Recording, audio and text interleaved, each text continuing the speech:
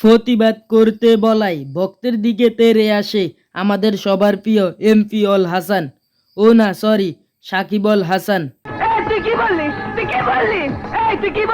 একজন রেমিটেন্স যোদ্ধাকে সাকিব ভাই প্রশ্ন ছুড়ে দেয়, আপনি দেশের জন্য কি করেছেন?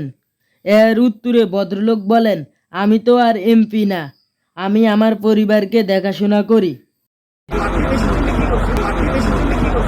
মানুষের বিবেকে কুত্তা হিসু না করলে কেউ একজন রেমিটেন্স যোদ্ধাকে বলতে পারে না আপনি দেশের জন্য কি করেছেন। এক মাস যেতে না যেতেই এবার তার উল্টো চিত্র।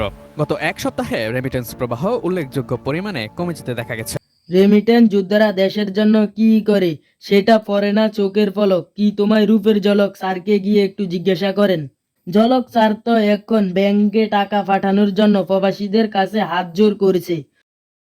কাটে না সময় রেমিটেন্সের চিন্তায়, কোনো কিছুতে যেন মন বসে না, ব্যাংকের দরজায় ঠেকায় মাথা, মনে হয় রেমিটেন্স আসলো আবার, আয় রেমিটেন্স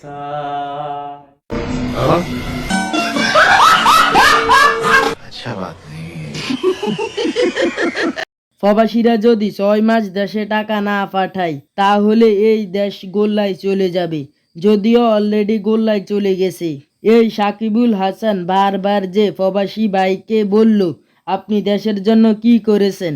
এখন আমার প্রশ্ন হলো এমপি অল হাসানের কাছে, আপনি দেশের জন্য কি চুলটা ছিঁড়েছেন? 17-18 বছরের ক্যারিয়ারে তো একটা শিরোপা দেশের জন্য আনতে পারেন নাই। প্রবাসীকে বলেন আপনি দেশের জন্য কি করেছেন? আপনি দেশের সব প্রেম কাজে লাগিয়ে সন্তান বউয়ের জন্য বিদেশে বাড়ি বানিয়েছেন দেশের টাকায়। আপনি বলেন কি স্বপ্ন দেখতে চান আপনি কিংবা বাংলাদেশের হয়ে? এখনো মাস শেষে যে মোটা অঙ্কের টাকা ক্রিকেট বোর্ড থেকে আপনার পকেটে আসে সে টাকাতেও প্রবাসীদের গামের গন্ধ আছে। প্রবাসীরা আছে বলেই বাংলাদেশ এখনো টিকে আছে, তাহলে কবে বাংলাদেশ গোল্লায় চলে যেত। তো এই বলে আজকের ভিডিওটা শেষ করলাম। যারা আমাদের চ্যানেলটি এখনো সাবস্ক্রাইব করেননি তারা এখনই সাবস্ক্রাইব করে পাশে থাকা বেল আইকনটি অন করে দেন। সবাই ভালো থাকবেন, সুস্থ থাকবেন, আল্লাহ হাফেজ। তুমি বিশাল আকাশের মাঝে আলো দাও জনতার মাঝে তোমার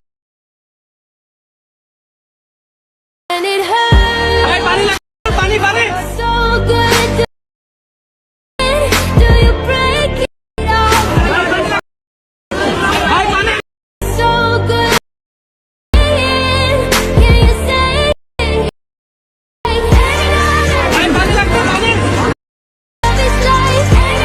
পিপা বললেন যে বাচ্চারা তো ডাক দিয়েছে রাস্তায় নামার, এদেরকে তো আবার গুলি করবে। আমরা কি কিছু